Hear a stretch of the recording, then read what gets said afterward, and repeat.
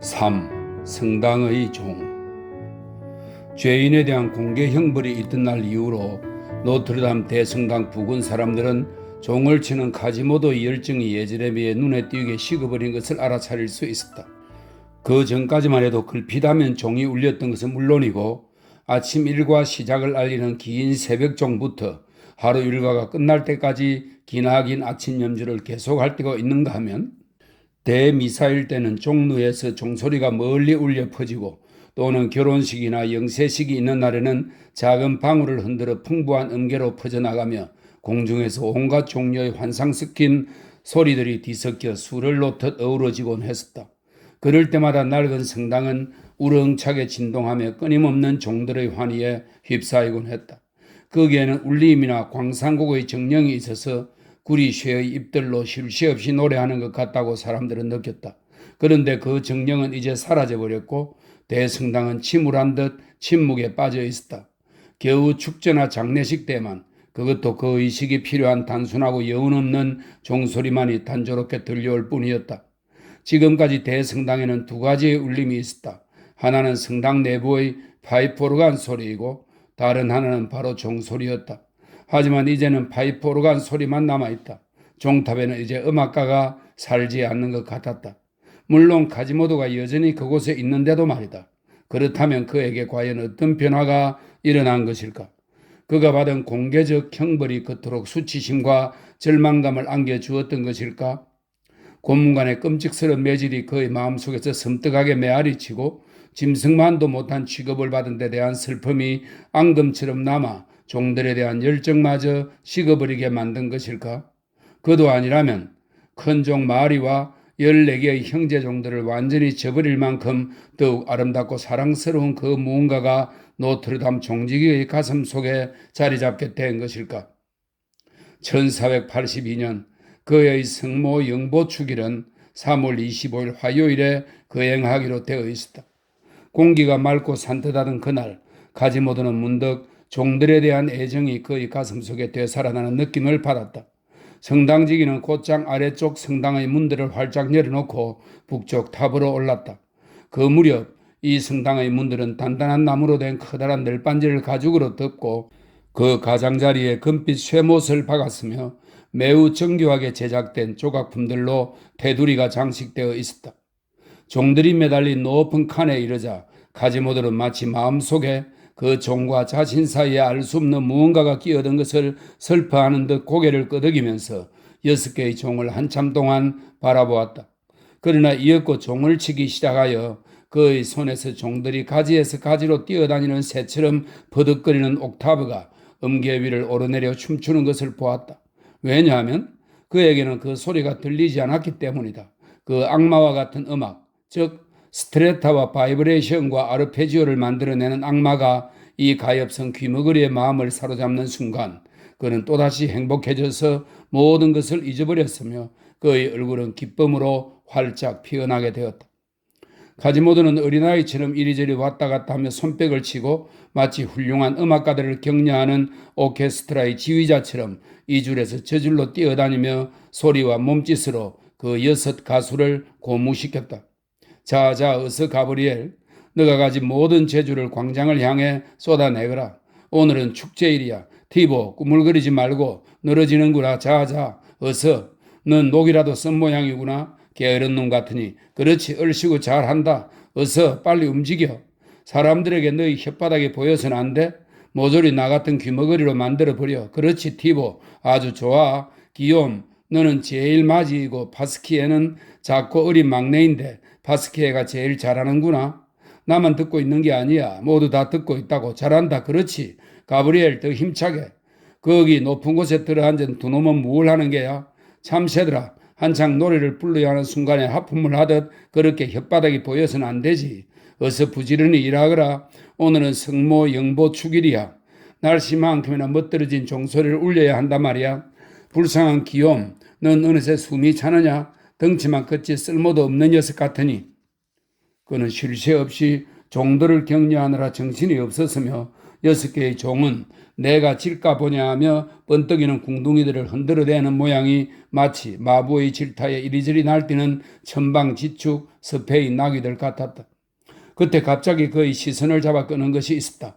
종탑의 수직으로 된 벽을 어느 높이까지 덮고 있던 슬레이트 사이에 그의 시선이 닿았을 때 독특한 차림의 한 여자가 광장에 서 있는 것이 보였다.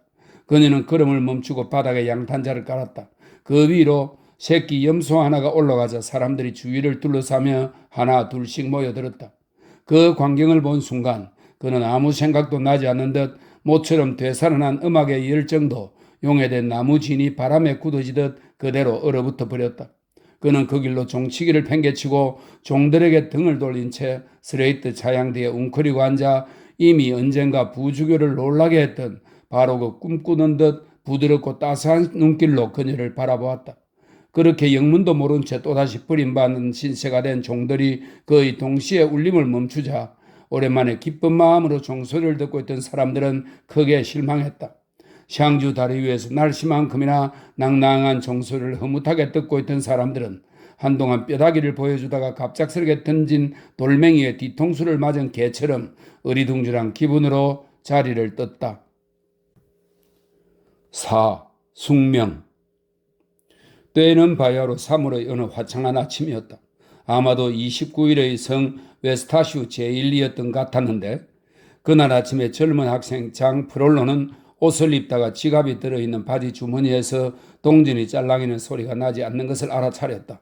채, 말라붙은 지갑이라니? 그는 바지 주머니에서 그것을 꺼내며 중얼거렸다. 제 얘기랄 정말 한 푼도 없구나. 노름과 맥주 항아리와 비너스가 너희 창자를 잔혹하게 갉아먹었구나. 이렇게 볼성사납게 구겨지고 쭈그러들다니 꼭 복수의 여신의 젖가슴 같구나. 키케로 씨와 세네카 씨, 당신들의 책이 방바닥에 뒹구는 것이 보여 내 그대들에게 묻노니 내가 주사의 노름을 하여 땡전 한 푼도 없이 다 날리면 왕관 무늬가 있는 금화 1에퀴는 프랑스 주화로 25수 8드니에로서 윙쟁 화폐로는 35의 값어치가 있고 초승달 무늬가 있는 금화 1에퀴는 두르 주화로 26수 6드니에에 해당되고 윙쟁 화폐로는 36의 값어치가 있다는 것을 조폐국장이나 샹주 다리의 유대인보다 더 잘 알고 있다 한들 무슨 소용입니까? 오 집정관 키케로 나리, 이런 재난 아래서는 라틴어로 무엇과 마찬가지로 라든지 그러나 사실은 같은 우회적 표현으로는 도저히 헤어날 수가 없습니다요. 그는 서글픈 얼굴로 옷을 입었다. 그리고 구두끈을 매다가 어떤 생각이 문득 머릿속을 스쳐갔다. 처음에는 그것을 떨쳐버렸지만 그 생각이 자꾸 머릿속을 맴돌며 떠나지 않는 것이었다. 결국 그는 조끼를 뒤집어 입고 말았는데 그것은 그의 마음에서 갈등이 일어나고 있다는 증거였다. 결국 그는 모자를 냅다 집어던지며 소리쳤다. 에이 젠장, 될 대로 되라. 형님한테 가보는 수밖에. 설교는 좀 듣겠지만 적어도 1에큐점은 얻어낼 수 있겠지. 그는 서둘러 외투를 걸치고 모자를 주워들고는 자포자기하는 심정으로 밖으로 나갔다. 시테 섬을 향해 라 아르프 거리를 내려갔다. 라 위셰트 거리를 지날 때 끊임없이 돌고 있는 불고기 꼬치구이 냄새가 그의 코를 인정사정 없이 자극했다.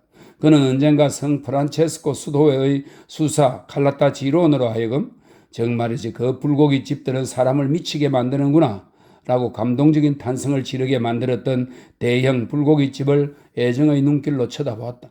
고기 굽는 냄새가 아무리 그를 유혹해도 장에게 그것을 사먹일 돈이라고는 단 한 푼도 없었다. 그는 시태섬 입구를 지키고 있는 커다란 이중 클로브형 탑으로 된 버티 샤틀레 재판소의 문으로 한숨을 내쉬며 들었었다. 그곳을 지날 때면 그는 어뢰 페리네 르클레르의 밉살 맞은 조각상에 돌멩이를 던지곤 했지만 이때만큼은 그럴 여유도 없었다. 페리네 르클레르는 샤를 6세의 파리를 영국군에게 넘겨준 자였는데 그로 말미암아 그의 조각상은 사람들이 던진 돌에 맞아 으스러져 성한데라고는 없었고 진흙 따위로 더럽혀졌을 뿐 아니라 마치 영원한 죄인 공시형이라도 받은 듯 라 아르프와 빛이 그리 모퉁이에서 3세기 동안이나 그 죄값을 톡톡히 치르고 있었다. 그는 퍼티 다리를 건너 네브 생주노비에브 거리를 통과하여 곧장 노트르담 앞에 이르렀다. 성당 앞에서 다시 머뭇거리며 러그러시의 조각상 주위를 어슬렁거리면서 갈등하기 시작했다. 한참 동안이나 안절부절 못하고 주위를 서성이며 그는 중얼거렸다. 설교를 들을 건 확실한데 돈은 어째 확실치가 않단 말이야? 아무튼 그는 마침 수도원에서 나오는 성당직이 한 사람을 붙잡고 물었다. 조자 부주교님은 어디 계십니까? 아마 탑의 작은 방에 계실 겁니다. 성당직이는 대답하고는 이렇게 덧붙였다. 그런데요, 어지간하면 거리로 찾아가지 않는 게 좋을 겁니다. 교황이나 왕의 심부름으로 오셨다면 또 모르지만. 그의 대답에 장은 손뼉을 치며 조하라 했다. 옳거니 그 유명한 마법의 방을 엿볼 수 있는 절호의 기회로군. 마침내 그는 마음을 단단히 먹고는 어두컴컴한 문 아래로 들어가 종탑 위쪽을 향하는 생질의 나선형 계단을 오르기 시작했다. 오늘만큼은 어떻게 생긴 곳인지 꼭 봐야겠어. 틀림없이 신기한 것들로 가득할 거야. 형님이 철저하게 감추고 있는 그 무엇이 가득하겠지.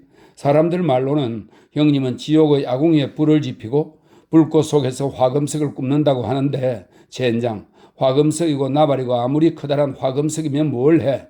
그 화덕 위에 부활절 베이컨 오믈렛이나 있었으면 좋겠다.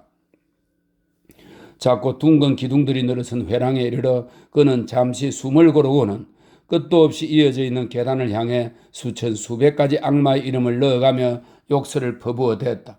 그러고는 오늘날에는 일반인들의 출입이 금지되어 있는 북쪽 탑으로 다시 오르기 시작했다.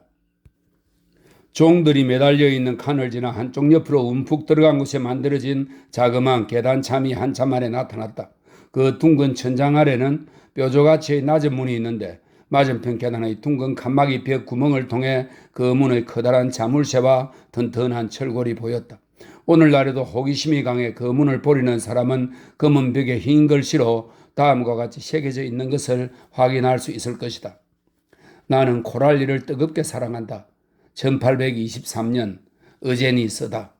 여기에 쓰다라는 글자까지 분명히 새겨져 있다. 아하, 여기가 틀림없군. 열쇠는 자물통에 꽂혀 있었지만 문이 꽉 닫혀 있지는 않았다. 그는 살며시 문을 밀고 그 틈으로 머리를 조금 들이밀었다. 여러분은 아마 회화의 셰익스피어라고 일컬어지는 렘브란트의 놀랄만한 작품을 알 것이다. 그의 수많은 판화작품 가운데서도 파우스트 박사를 그린 것으로 짐작되는 동판화가 있는데 그것은 보는 이로 하여금 놀라고 감탄하지 않을 수 없게 한다. 배경은 어두컴컴한 독방이며 그 한가운데는 죽은 사람의 해골과 청구이, 정육이, 컴퍼스, 그리고 상형 문자가 적힌 양피지 등등 괴상하기 짝이 없는 물건들로 가득한 책상이 있다. 파우스트는 커다란 망토를 걸친 채 머리에는 눈썹까지 덮는 털 모자를 쓰고 그 앞에 앉아있다. 그의 모습은 허리 정도까지만 그려져 있는데 대형 안락의자에서 반쯤 일어난 자세로 두 주먹을 불끈 쥐고 책상을 짚은 채 광기와 공포심이 잔뜩 어린 눈빛으로 마술적인 글자들로 이루어진 커다란 빛의 동시문을 뚫어져라 쳐다보고 있다.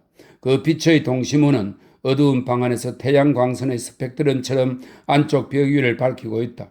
그 신비로운 빛의 덩어리는 아른아른 흔들리며 이 히프로스름한 방 안을 광채로 가득 채우고 있다.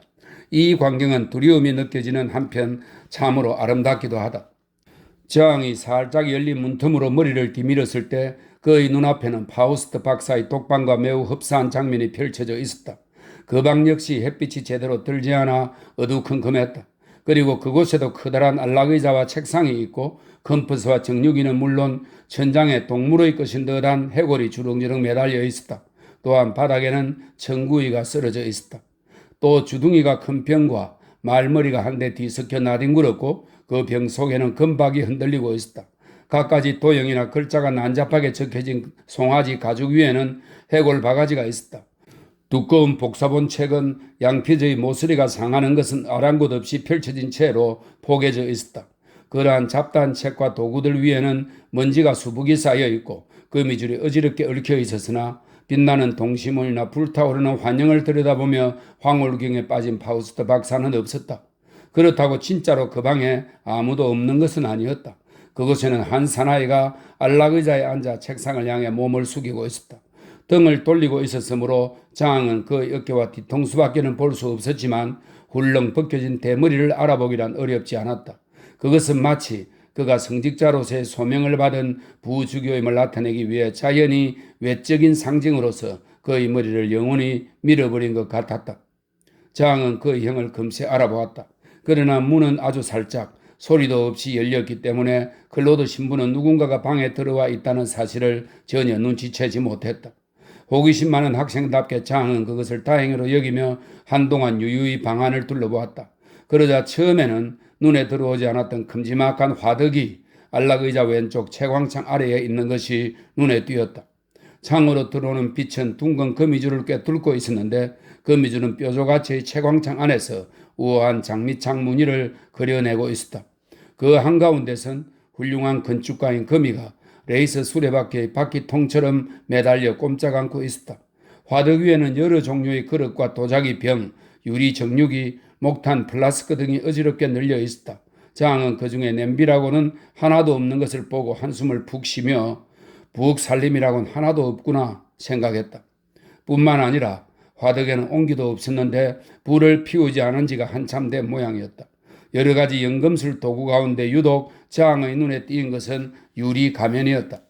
그것은 부주교가 무언가 위험한 물질을 다루거나 할 때 눈과 얼굴을 보호하기 위해 사용하는 것인 듯 했는데 방 한구석에 먼지를 쓴 채 나뒹굴고 있었다. 그 옆에도 역시 먼지를 잔뜩 뒤집어쓴 풀무 하나가 팽개쳐 있었는데 겉면에는 부르라 소망하라 라는 글귀가 구리로 박혀 있었다. 그 밖에 다른 글귀들도 연금술사들의 유행을 따른 듯 벽면을 따라 빙 둘러가며 수없이 아로 새겨져 있었다. 어떤 문구는 잉크로 또 어떤 것은 쇠붙이로 새겨 넣은 것이었다.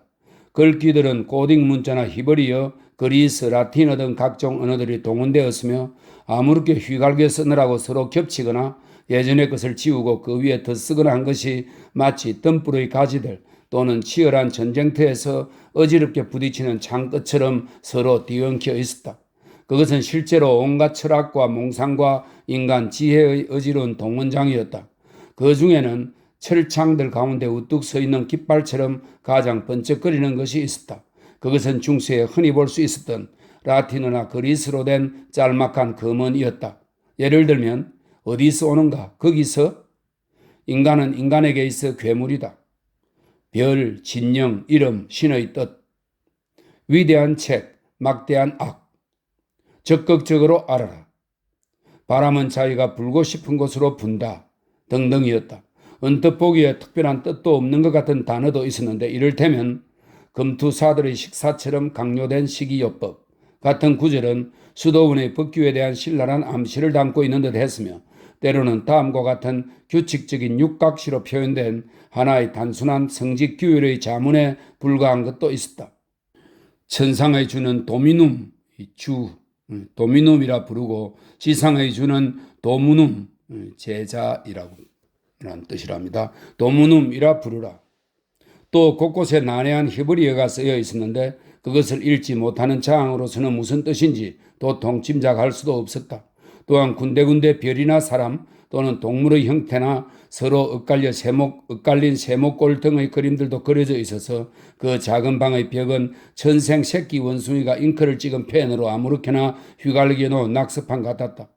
또한 그 작은 방 안 전체가 전혀 돌보지 않고 그냥 내팽개쳐둔 모양새였는데 각종 도구들을 정돈하거나 닦지 않고 버려둔 것만 보아도 방 주인이 오래전부터 다른 어떤 일에 정신을 파느라 자기 일을 팽개친 것처럼 보였다.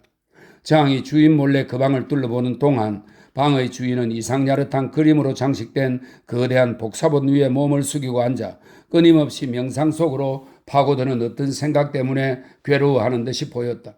장은 이 몽상가가 이따금 헛소리처럼 중얼거리는 것을 듣고는 이제 곧 소리내어 외치리라 판단했다. 맞아. 마누가 그렇게 말했고 자라투스트라 또한 그렇게 가르쳤듯이 태양은 불에서 태어나고 달은 태양에서 태어났다. 불이야말로 만물의 위대한 영혼이다. 불의 기본 분자들은 끊임없이 온 세상에 퍼지고 무한한 흐름을 이뤄 흘러내린다. 그 흐름이 하늘에서 서로 교차하는 지점에서 빛을 낳고 지상에서 교차하는 지점에선 금을 낳는다. 빛과 금은 동일한 것이다. 불에서 고영의 상태로 옮겨간 것, 같은 물질인데도 보이는 것과 만질 수 있는 것의 차이, 유체와 고체의 차이, 수증기와 얼음의 차이일 뿐 더 이상 아무것도 아니다. 이것은 결코 공상이 아니다. 자연계의 일반 법칙이다. 그러나 이 일반 법칙의 비밀을 과학 속에서 끌어내려면 어떻게 해야 할까? 아니, 지금 내 손에 넘쳐 흐르고 있는 이 빛, 이것이 바로 황금이다. 어떤 법칙에 의해 팽창된 이 동일한 원자, 문제는 그것을 어떤 다른 법칙에 따라 연결시키느냐는 것뿐이다. 어떻게 할 것인가? 어떤 이들은 한 줄기 햇살을 파묻을 생각을 했다. 아베로에스, 그렇다. 그건 아베로에스다. 아베로에스는 코란의 성전 왼쪽 첫 기둥 아래 햇살 한 줄기를 묻었지만 이 작업이 성공했는지 여부를 확인하기 위해서는 8,000년 뒤에나 그 구덩이를 열어 확인할 수밖에 없다. 이런 제기랄, 그깟 1에큐의 푼돈을 얻으려고 이렇게 죽치고 기다려야 하나? 장은 낮게 중얼거렸다. 시리우스의 별빛으로 실험해보는 것이 더 낫겠다고 판단한 이들도 있었다. 부주교도 여전히 자기만의 생각에 빠져서는 홀로 중얼거렸다. 그러나 거기에 와서 섞여드는 다른 별빛들이 동시에 존재하는 까닭에 그 순수한 별빛을 얻기란 쉬운 일이 아니다. 플라멜은 지상의 불로 실험을 해보는 것이 더 간단한 일이라고 믿고 있다. 플라멜, 얼마나 숙명적으로 예정된 이름인가? 불, 그렇다, 불이다. 그것으로 모든 것이 해결된다. 다이아몬드는 수 속에 있고 황금은 불 속에 있는 것이다. 그런데 그걸 어떻게 끄집어낼 것인가? 마지스트리는 실험하는 도중에 매우 다정하고 신비로운 매력을 지닌 여성의 이름을 부르는 것도 좋다고 했다. 또 그런 이름이 존재한다고 매우 강한 믿음을 갖고 있다고 말했다. 마누가 그 점에 관해 무슨 말을 하는지 읽어보자. 여성이 존경받는 나라에서는 신들에게 기쁨이 있고 여성이 경멸당하는 땅에서는 하나님에게 빌어봤자 소용없다. 여자의 입은 언제나 맑게 흐르는 물과 같고 또 햇빛과 같다. 여자의 이름은 기분 좋고 감미로우며 환상적이어야 한다. 긴 모음으로 끝나고 축도의 말과 비슷하다. 그렇다. 이 현자의 말이 옳다. 사실 마리아도 괜찮고 소피아도 그리고 에스메랄 이건 안 돼. 천벌을 받아 마땅하구나. 만날 그 생각만 하다니. 그는 책을 거칠게 덮어버렸다. 머리에서 떠나지 않는 어떤 생각을 떨쳐내리는 듯이 그는 한 손을 이마로 가져갔다. 그러고는 책상 위에 있던 목과 작은 망치 하나를 집어들었는데 망치 손잡이에는 희한하게도 신비철학의 글자들이 새겨져 있었다. 얼마 전부터 나는 모든 실험에 실패하고 있어. 그는 매우 고통스러운 듯 쓴웃음을 지으며 중얼거렸다. 고정관념이 나를 괴롭히고 두뇌조차 클로브 모양의 불꽃처럼 시들게 하고 있어. 심지도 기름도 없건만 타오르는 등불을 가졌다는 가시오도루스의 비결도 발견하지 못했는데 그건 알고 보면 틀림없이 별것도 아닐 텐데. 그는 한숨을 섞어 다시 중얼거리기 시작했다. 젠장, 나 이거 참. 장은 중얼거렸다. 한 사나이를 무르게 만들고 미치게 하는 데는 단 한 가지 하찮은 생각만으로도 충분하다. 클로드 페르넬은 나를 얼마나 비웃을 것이며 자기 남편 니콜라스 플라멜 같은 이는 여자 때문에 일을 중단한 적이라고는 단 한 번도 없었다. 나는 그렇다. 나는 손안에 제키엘레의 마술 망치를 쥐고 있지 않은가? 이 무시무시한 유태교의 랍비가 자기 독방 한 구석에서 이 망치로 이 못을 한 번씩 두드릴 때마다 적들 가운데 그가 유죄를 선고한 자는 설령 그가 4,000km나 멀리 떨어져 있다 하더라도 땅속으로 50cm씩 들어가 그 속에 파묻혀 버리지 않았던가. 프랑스 국왕 자신도 어느 날 저녁에 생각지도 않게 이 마술사의 문에 부딪히는 바람에 파리의 포도 속으로 무릎까지 빠져들었었지. 그 일이 있은 지 300년도 채 못 되었다. 그런데 나는 이렇게 망치와 못을 가지고 있는데 내 손안에 있는 이 연장들은 날붙이 장수의 손에 든 나무망치만큼의 힘도 없단 말인가? 문제는 이 못을 두드릴 때 제키엘레간 주술의 말을 알아내기만 하면 되는데 무슨 헛소리를 찌끄리는 거야? 장은 생각했다. 그래, 어디 한번 해보자. 부주교는 갑자기 힘차게 말을 이었다. 제대로만 된다면 못 대가리에서 푸른 불꽃이 튀겠지. 애망애탕. 애망애탕은 지금 여기라는 뜻입니다. 이 마법사가 잔치할 때의 주문이라고 합니다. 애망애탕, 이게 아니었나? 시제아니, 이 정령의 이름입니다. 시제아니. 이 못이 쾌비스라는 이름의 사나이에게 무덤으로 가는 문을 열어주기를. 이런 또 노상 같은 생각만 하다니. 그는 몹시 화가 치미는지 냅다 망치를 집어던졌다. 그러고는 안락의자의 털썩 몸을 던져버렸으므로 커다란 의자 등받이에 가려 더 이상 그의 모습이 보이지 않게 되었다. 장은 한동안 책상 위에 엎드려 부들부들 떨고 있는 부주교의 주먹밖에는 볼 수 없었다. 그러다 클로드 신부는 벌떡 일어나 말없이 큰 퍼스를 집어들더니 벽에다 이런 그리스어를 새겼다. 숙명. 결국 형이 미쳐버렸구나. 장은 속으로 중얼거렸다. 라틴어로 운명이라고 쓰면 훨씬 쉽고 편할 텐데 온 세상 사람들이 누구나 그리스를 배워야 한다는 법은 없잖아? 부주교는 다시 안락의자로 가서 앉았다. 머리가 무겁고 뜨거운 환자처럼 두 손으로 머리를 받치고 있었다. 학생 신분인 장은 상당히 놀란 가슴으로 형의 모습을 지켜보았다. 세상에서 즐거운 자연법칙 외에는 지키지 않으면 늘 제멋대로 하고 싶은 대로 실컷 하며 살던 그에겐 감격의 샘이 깡그리 말라붙어 있었던 것이다. 그래서 그는 매일 아침 마음의 새로운 웅덩이를 넓게 파고 있었던 것이다. 그런 장으로서는 인간 정열의 바다가 모든 출구를 빼앗기게 되면 그것이 뚝을 맞고 바닥을 터뜨리기까지 얼마나 맹렬하게 요동치고 끓어오르는지, 그것이 얼마나 부풀어 오르고 얼마나 넘쳐 흐르고 얼마나 사람의 가슴을 후벼 파는지, 그리고 그것이 얼마나 격렬한 내부의 흐느낌과 은밀한 경련으로 폭발하는지 알 수가 없었다. 클로드 프롤로의 준엄하고 냉정한 겉모습, 몹시 가팔라 도저히 다가갈 수 없는 그 싸늘한 특성의 표면은 늘 장을 속여왔다. 세상이 즐겁기만 한 철딱선이 없는 이 학생은 에트나 산의 표면을 뒤덮고 있는 만년설 아래에는 격렬하고 깊숙한 끓어오르는 용암이 있다는 생각을 지금껏 단 한 번도 해본 적이 없었던 것이다. 과연 장이 어느 순간 갑자기 이런 생각들을 알아차리게 되었는지는 알 수 없지만 그가 아무리 철부지에 경박하다 해도 자기가 보아서는 안 될 것을 보았으며 형님이 남에게 가장 보이고 싶어하지 않는 부분을, 그의 영혼의 비밀을 뜻밖의 보고 말았다는 것, 그리고 클로드가 그것을 눈치채게 해서는 안 된다는 사실을 그 순간 직감했다. 그는 부주교가 아까처럼 죽은 듯이 움직이지 않는 것을 보고 매우 조심스레 목을 빼며 지금 막 도착한 것처럼 문 뒤에서 일부러 가벼운 발소리를 냈다. 들어와요. 부주교는 큰 소리로 대답했다. 기다리고 있었어. 그래서 일부러 열쇠를 꽂아두었지. 어서 와요, 자크시. 장은 성큼성큼 걸어 들어갔다. 뜻밖에 나타난 장을 본 부주교는 몹시 당황했는지 의자에서 진저리를 치며 몸을 벌떡 일으켰다. 뭐야, 장, 너였어? 제 이름에도 같은 제의가 들어가지 않습니까? 장은 붉어진 얼굴로 뻔뻔스러우면서도 쾌활하게 대답했다. 어느새 클로드 신부의 얼굴은 여느 때와 다름없는 준엄한 표정으로 돌아가 있었다.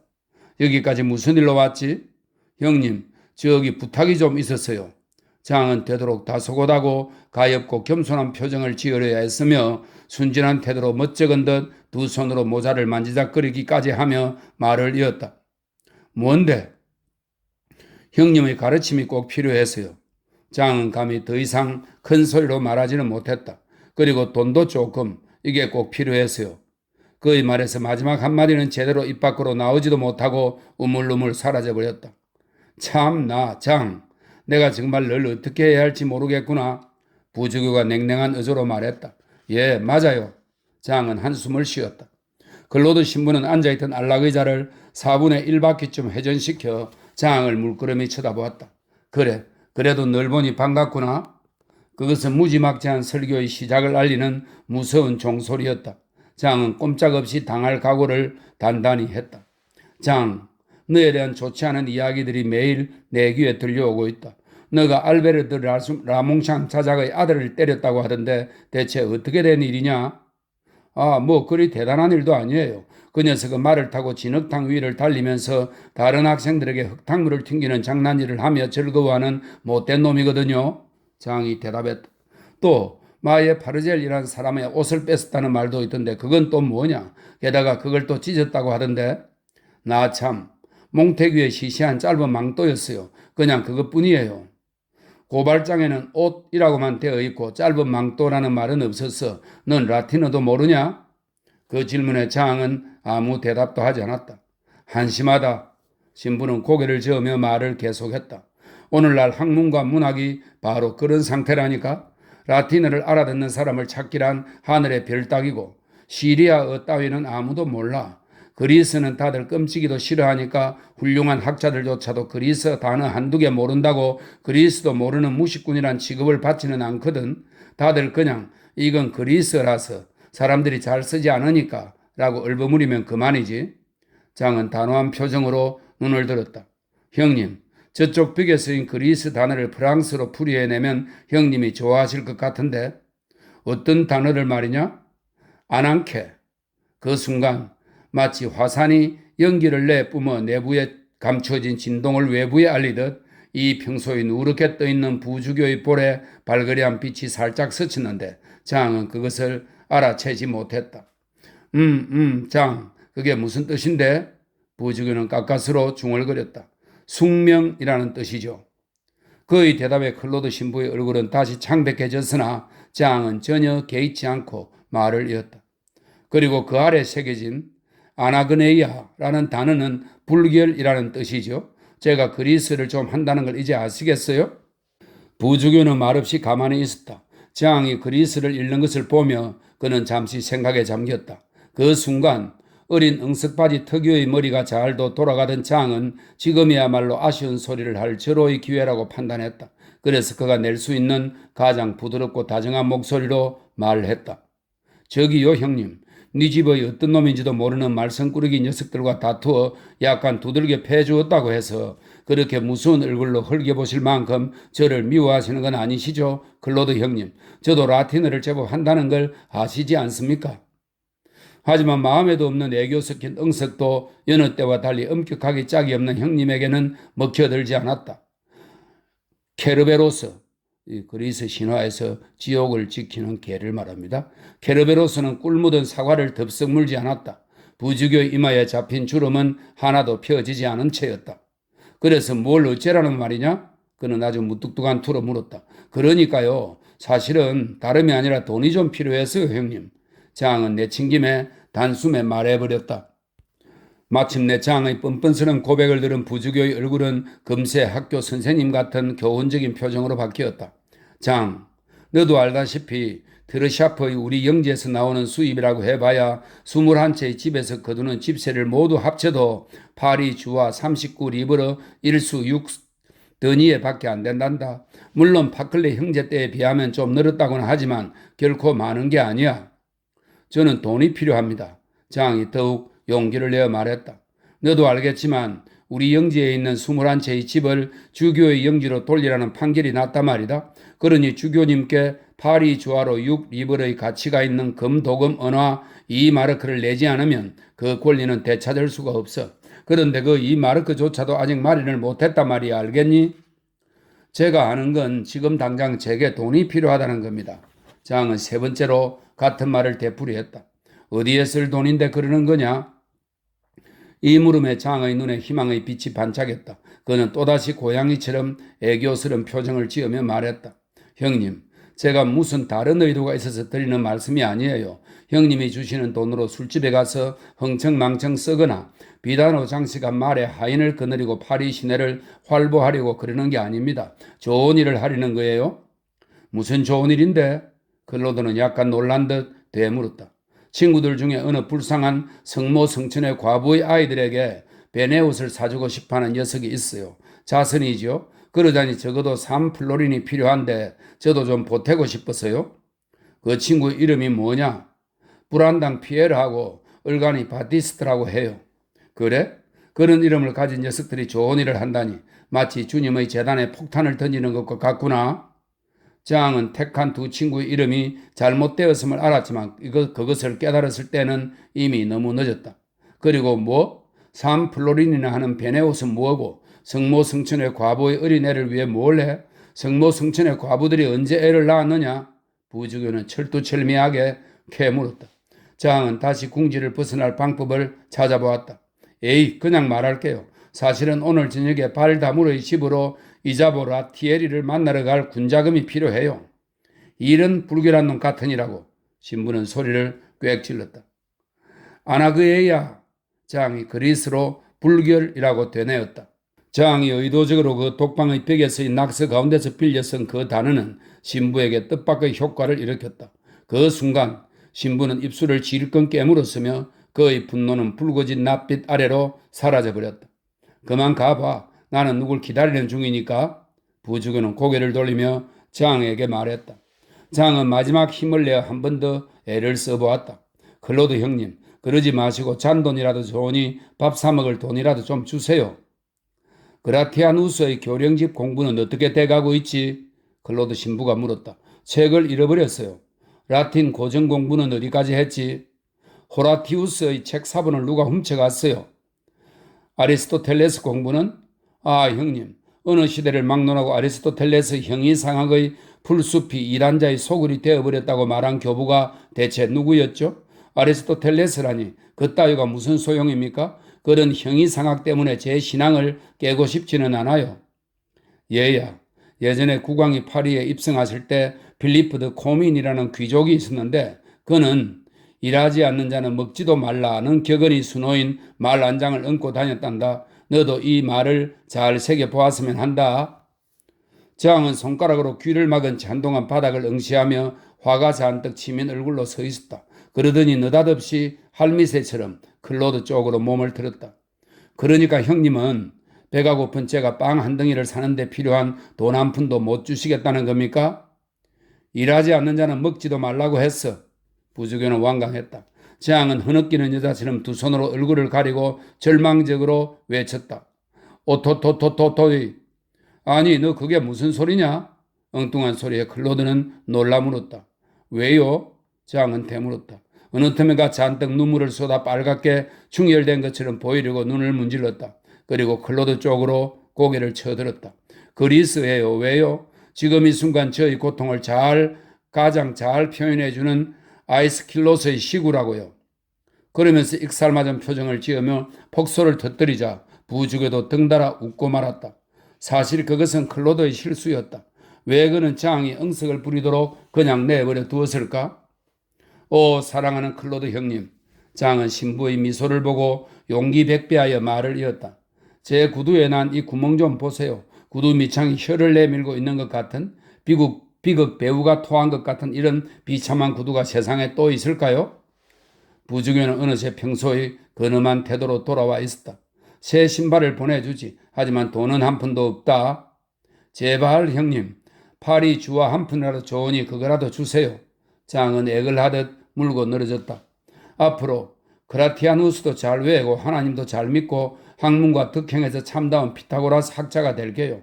그러니 제발 한 푼만 주세요. 형님은 지옥의 구렁텅이보다 수도사의 콧구멍보다 더 시커멓고 더 고약한 냄새를 풍기는 굶주림이 제 앞에 입을 쩍 벌리고 있기를 바라세요. 클로드 신부는 주름살이 잡힌 머리를 흔들며 중얼거렸다. 일하지 않는 자는 신부의 말이 채 끝나기도 전에 장이 외쳤다. 나 이거 참 알았어요. 그만두세요. 술집에도 가고 싸움판에 끼어들어 술잔이라도 집어 던지고 여자들도 만나야지 젠장. 그는 들고 있던 모자를 벽을 향해 집어 던지고는 캐스트네츠를 치듯 손가락을 부딪혀 딱딱 울려댔다. 부주교는 어두운 표정으로 그를 바라보았다. 장, 너 정말 제정신이 아니로구나. 그러니까 형님 말씀은 에피쿠로스의 말 맞다나 제게는 그 무언가가 어떤 것이 빠져있다는 뜻이지요? 장, 너는 이제부터라도 그걸 고치려고 진심으로 노력해야 된다. 이런 이 방에 있는 것들은 죄다 가시가 돋쳤나 보죠? 생각하시는 것이나 저 병들이나 모두 똑같아요. 장은 형과 화덕의 정육이를 번갈아 쳐다보면서 외쳤다. 장, 너는 아주 위험천만한 비탈에 서 있단다. 앞으로 어떻게 될지 알기나 하니? 술집으로 떨어지겠죠. 장이 대답했다. 술집은 죄인 공시대로 통한다. 그야말로 초롱 같은 거죠. 디오게네스라면 이 초롱으로 적당한 사람을 찾아냈을 거예요. 죄인 공시대는 교수대로 이어진다. 교수대는 저울이에요. 한쪽 끝에는 사람을 반대쪽 끝에는 지구를 달고 있어요. 그런 사람이 되면 어때요? 교수대 다음은 지옥이다. 그건 활활 타오르는 불꽃이지요. 장, 그러다간 끝이 좋지 못할 거야. 처음은 좋았을 테니 걱정 마세요. 바로 그때 계단 쪽에서 희미한 발소리가 들려왔다. 쉿! 부주교는 손가락 하나를 자기 입술에 갖다 대며 속삭였다. 장, 잘 들으라. 자크씨가 오실 거야. 지금부터 너가 듣고 보는 것을 절대 입 밖에 내서는 안 된다. 빨리 저 아궁이 속으로 몸을 숨겨라. 숨도 크게 쉬어서는 안 돼. 장은 화덕 아궁이 속으로 웅크리고 들어갔다. 그리고 그에게 찾아온 절호의 기회를 놓치지 않고 말했다. 그럼 형님, 찍소리도 내지 않을 테니 1%만 주세요. 아무 말 말라니까 줄 테니 꼭 주셔야 해요. 알았다, 옛다 가져라. 부중에는 홧김에 지갑을 던져주며 말했다.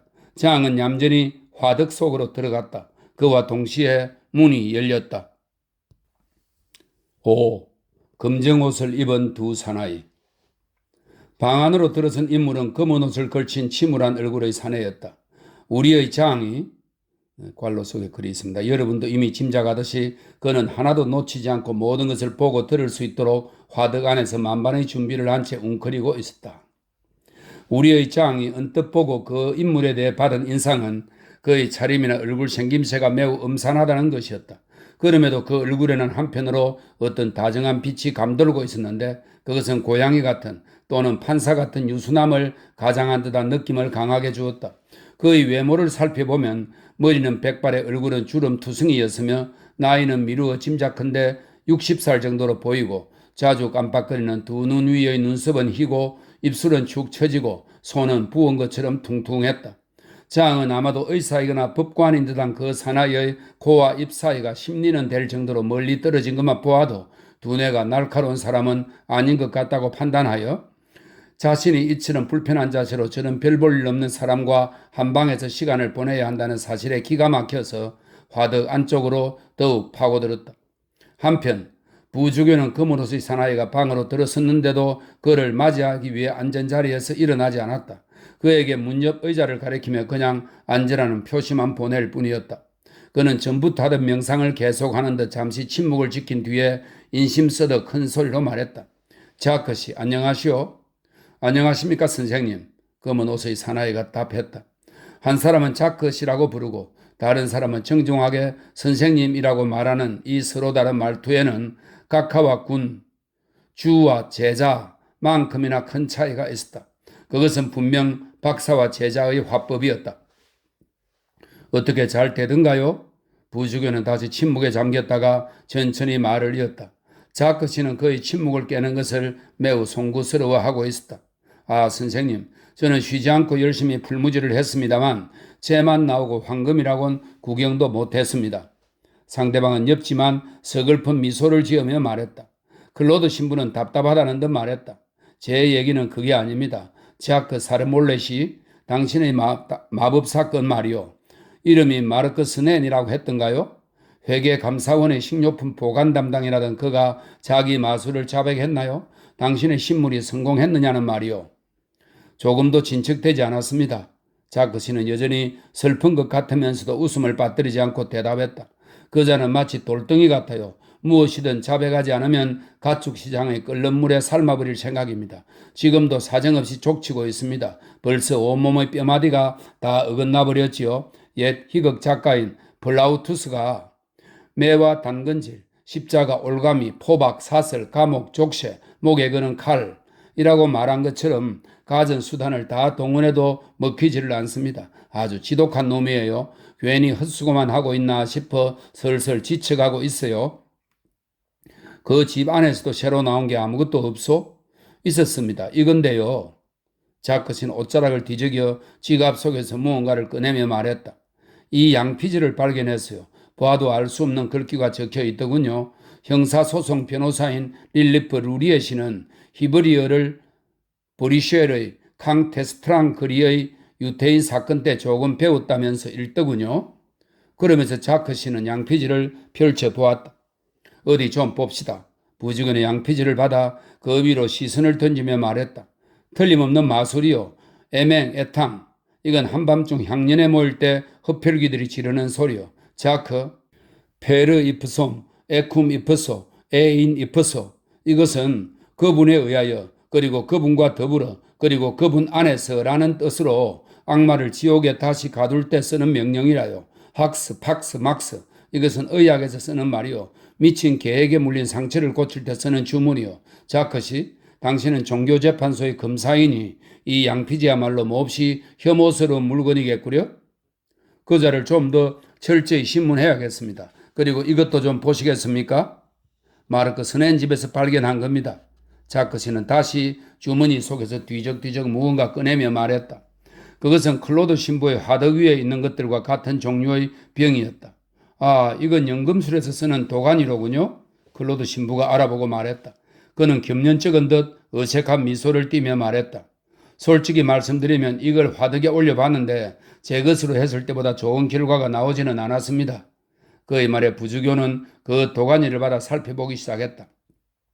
이 도가니에 뭘 새겨놓은 거지? 오크. 이건 벼룩을 쫓는 주문인데? 마르크 스넨이란 자는 아무것도 모르는 초짜구려. 분명히 말하건대 이런 것들로는 결코 황금을 만들 수 없을 거요. 여름철 침대맡에나 놔두든지. 그것 말고는 아무짝에도 쓸모가 없소.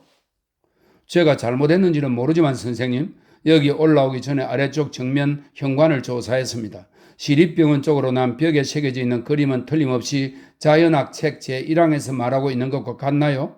또 성모 마리아 상 발밑에 있는 7인의 나체상 가운데 발 뒤꿈치에 날개가 달린 것은 메르크리우스가 확실한가요? 선생님은 그렇게 확신하시나요? 그렇소. 거기에 글을 쓴 것이 이탈리아의 의사 아고스티노프 니포인데 그는 수염난 악마를 한 마리 데리고 있었소. 그 악마가 그에게 온갖 것을 가르쳐 주었지. 함께 내려가서 원전에 대해 설명해 주겠소. 대단히 감사합니다, 선생님. 자크시는 머리가 땅에 닿도록 절을 하며 말했다. 참, 깜빡 잊을 뻔했군요. 그 마법을 좀 쓴다는 소녀는 언제쯤 잡아드릴까요? 마법사 소녀라니? 선생님께서 잘 아시는 그 집시 계집의 말입니다. 종교 재판소에서 금지했는데도 날마다 성당 앞 광장에서 춤을 추지 않습니까? 악마의 뿔이 달린 염소도 같이 다니는데 글도 읽고 피카트릭스처럼 수학도 해요. 그것만으로도 집시 여자들을 모조리 교수형에 처할 만한 이유가 되지요. 절차는 다 끝났어요. 그런데 그 무희는 미인은 미인이더군요. 그 검은 눈동자는 꼭 이집트 성유석 2개를 나란히 놓은 것 같다니까요. 그럼 언제 시작하는 게 좋을까요? 부죽의 얼굴빛은 몹시 창백해졌다. 그 얘기 나중에 합시다. 그는 들릴 듯 말 듯 나지막한 소리로 더듬거리며 말을 이었다. 그러더니 이번엔 힘주어 말했다. 그보다 먼저 마르크 스넨 일에나 집중하시오. 그럼요, 안심하십시오. 자크 샤르몰리는 미소를 지으며 말했다. 돌아가는 대로 놈을 가죽 침대에 올감해 버리겠습니다. 하지만 놈은 인두급을 쓴 악마라서 저보다 손이 거친 피에라 토르트리마저도 진땀을 빼곤 한답니다. 저 착한 플라우투스가 말했다시피 발가벗겨져 꽁꽁 묶이고 거꾸로 매달린 그대는 100파운드의 무게로다. 라니까요. 그래서 이번엔 감아 올리는 털로 고문을 해볼 생각입니다. 그게 최선의 방법이에요. 그 방법을 쓰면 놈도 2손 2발 다 될 겁니다. 클로드 신부는 어두운 얼굴로 완전히 방심한 상태인 듯 하더니 이내 샤르 몰리를 돌아보았다. 피에라 씨, 아니 자크 씨, 당신은 마르크 스넨의 일이나 바짝 신경을 쓰시오. 예, 알겠습니다, 클로드 신부님. 그 불쌍한 녀석은 맘모로처럼 고통을 받겠지요. 마술사의 한밤의 향년에 가다니요. 회계감사원의 식당 담당이라면 흡혈귀 아니면 마녀라고 하는 사를마뉴의 조문 정도는 알고 있었어야죠. 그리고 그 계집의 말인데요. 그 에스메랄다라는 소녀에 대해서는 선생님의 지시를 기다리겠습니다. 참 그렇지. 정면 현관을 지날 때 성당으로 들어오면서 보이는 도들새김된 그림에서 정원사가 무슨 의미인지 설명을 좀 해주시면 안 될까요? 씨 뿌리는 사람인가요? 아니 선생님, 무슨 생각을 그렇게 골똘히 하고 계십니까? 클로드 신부는 이미 자기 생각에 빠져서 더 이상 상대방의 이야기를 듣고 있지 않았다. 샤르 몰리는 신부가 바라보고 있는 곳을 보았다. 클로드는 채광창에 만들어진 커다란 거미 집을 뚫어져라 쳐다보고 있었다. 그때 파리 한 마리가 사물의 햇빛을 찾다가 거미줄에 걸려들었다. 줄이 흔들리자 이내 커다란 거미 한 마리가 나타나 단숨에 파리를 덮치더니 더듬이로 머리를 후벼 파기 시작했다. 에그 가엾으라. 종교재판소 국왕검사는 이렇게 말하며 파리를 구해주려고 손을 뻗쳤다. 부주교는 갑자기 꿈에서 깨어난 듯 화들짝 놀라며 그의 팔을 덥석 잡고 외쳤다. 자크씨, 그냥 운명에 맡기시오. 자크 샤르몰리는 깜짝 놀라 신부를 돌아보았다. 그의 팔은 쇠로 만든 집게에 잡힌 것 같았다. 신부의 시선은 고정된 채 조용하면서도 사나울 정도로 불길이 타오르고 있었고 그런 시선으로 파리와 거미의 그 끔찍스러운 광경을 응시하고 있었다. 아, 그래 맞아. 신부는 뱃속에서 쥐어 짜낸 듯한 목소리로 계속 중얼거렸다. 저것이 만물의 상징이야. 그것은 날아다닌다. 즐거워 보인다. 갓 태어났다. 봄날의 햇살을 찾고 자유를 갈구한다. 그렇다. 그러나 그것은 치명적인 장미창에 부딪히고 거미가 튀어나온다. 무서운 거미가. 춤추는 가엾은 파리. 미리 운명 지어진 가엾은 파리. 자것이 그냥 두시오. 그건 운명이요. 슬프다 클로드여. 너는 금이다 클로드여. 너는 또 파리와 같나니. 너는 학문을 찾고 광명을 바라 태양을 찾아 날아갔다. 너는 대기나 영원한 진리의 대낮에 도달하기만을 염원해왔다. 그러나 꿈꿔왔던 것과는 다른 세계, 빛의 세계, 지식과 학문의 세계를 향해 열려있는 진흙탕 속으로 날아들었던 것이다. 앞을 보지 못하는 파리여, 어리석은 학자여, 너는 광명과 너 사이에 둘려 쳐진 이 미묘한 검으로 미쳐보지 못한 것이다. 그리고 너 가련한 어리석은 자여, 너는 그곳에 날아들어 몸을 망치고 말았다. 이제 머리가 깨지고 날개도 뽑혀 숙명이라는 강철 더듬이 사이에서 몸부림치고 있는 것이니 자크시 그냥 거미가 하는 대로 놓아두게. 손대지 않겠습니다. 자크시는 무슨 영문인지도 모른 채 신부를 바라보며 말했다. 하지만 선생님, 제 팔은 좀 놓아두시면 안 될까요? 선생님 손은 꼭 쇠집게 같습니다. 그러나 부주교의 귀에는 아무 소리도 들리지 않은지 여전히 창문에서 눈을 떼지 않고 있었다. 이런 어리석은 놈. 너희 보잘것없는 날개로 이 무시무시한 그물을 끊기만 하면 광명에 도달할 거라고 믿고 있구나. 하지만 슬프다. 그 너머엔 유리창이란 저 투명한 방해물이 청동보다도 더 단단한 수정의 벽이 있어 모든 철학을 진리로부터 단절시키고 있는데 너가 그것을 어찌 넘겠느냐. 학문의 허망함이여. 얼마나 많은 현인들이 먼 곳에서 날아와 이곳에서 퍼덕이다 제 머리를 부서뜨리고 있는가. 얼마나 많은 학설들이 저 영원한 유리창에서 윙윙거리며 서로 부딪히고 있는가. 그는 입을 다물었다. 마지막 상념이 뜻하지 않게 그를 학문으로 되돌아오게 함으로써 마음이 가라앉은 것 같았다. 자크 사르몰리는 그를 완전히 현실 세계로 되돌아오게 하기 위해 이런 질문을 던졌다. 그런데 선생님, 언제쯤이면 황금 만드는 것을 도와주러 오실 겁니까? 혼자서는 도무지 쉽지가 않아서요. 부주교는 씁쓸한 웃음을 지으며 고개를 끄덕거렸다. 자크시 미카엘 푸셀루스의 마신의 세력 및 그 작용에 관한 대화를 읽으시오. 우리가 하는 일 모두가 다 옳은 것은 아니니까. 선생님, 목소리가 너무 큽니다. 그건 저도 알고 있습니다. 그러나 종교재판소의 검사로서 투르주와 30에큐의 연봉을 받는 제 처지에서는 연금술이라도 하는 수밖에 없습니다. 제발 목소리를 좀 낮추어 주십시오. 그때 화덕 안에서 무언가가 부서지는 듯한 소리가 들려와 샤르 몰리는 불안한지 귀를 쫑긋했다. 저게 무슨 소리입니까? 그가 물었다. 그것은 물론 화덕 안에 숨은 장이었다. 한참 동안 숨어있다 보니 몹시 불편하고 따분하던 차에 거기서 뒹구는 오래된 빵 껍질과 곰팡이 쓴 삼각 치즈 조각을 발견하고는 심심풀이 겸 점심 식사 대용으로 우물거리기 시작한 것이다. 너무나도 배가 고팠으므로 허겁지겁 먹느라 자기도 모르게 큰 소리를 내고 말았다. 그러고는 한 입 한 입 소리내어 먹다 보니 그 바스락 소리가 샤르 몰리의 경계심을 바짝 곤두서게 한 것이다. 아마 내 고양이일 거요. 저 안에서 쥐라도 잡아먹는 모양이지? 부주교는 얼른 말했다. 그 대답에 샤르 몰리는 마음을 놓았다. 그렇군요. 그는 존경의 미소를 보이며 말했다. 위대한 철학자들은 다들 집에 짐승을 길렀지요. 아시겠지만 세르비우스는 어디든 수호신이 존재하지 않는 곳은 없다고 했잖아요.